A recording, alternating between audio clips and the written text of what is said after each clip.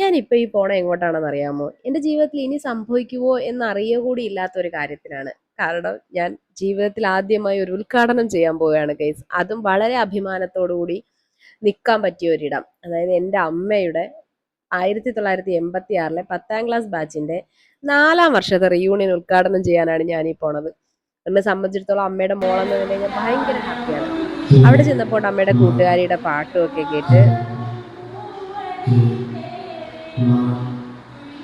അവര് പഴയ ദേശീയഗാനം ഓർത്ത് ഗീതയാൻറ്റി പാടി അത് കേട്ടു. പിന്നെ എനിക്കൊരു പൊന്നാട, എന്റെ ജീവിതത്തിൽ ആദ്യമായി എനിക്കൊരു പൊന്നാട അണിയിച്ചു. അതൊക്കെ ഞാൻ ഒരിക്കലും വിചാരിച്ചതല്ല. സത്യം പറഞ്ഞാൽ എനിക്ക് ഭയങ്കര സന്തോഷമുണ്ട്. ഇന്നത്തെ കാലത്ത് ഒരു സൗഹൃദം മെയിൻറ്റെയിൻ ചെയ്യണത് വലിയ പാടുള്ള കാര്യമൊന്നുമില്ല.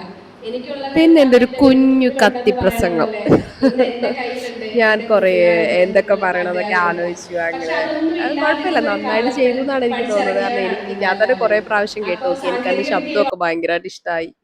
സത്യം പറഞ്ഞാൽ അതൊരു ഭയങ്കര എക്സ്പീരിയൻസ് ആയിരുന്നു. കാരണം ഇനി എന്റെ ലൈഫിൽ ഇങ്ങനെ ഒരു ദിവസം ഉണ്ടാവുമോ എന്നറിയില്ല. ഇനി ഞാൻ എവിടെയെങ്കിലും ഉദ്ഘാടനത്തിന് പോകുമെന്നും എനിക്കറിയില്ല.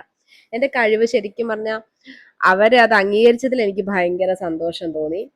ഞാൻ അത്ര വലിയ ആളൊന്നും അല്ല എന്നറിഞ്ഞിട്ടും അവരെനിക്കൊരു അവസരം തന്നു. എനിക്ക് ഭയങ്കര സന്തോഷം തോന്നി. പിന്നെ വിനുവേട്ടന്റെ ഒരു ഫോട്ടോഷൂട്ടൊക്കെ നടത്തിയിട്ട് നമ്മൾ തിരിച്ചു പോരുന്നു.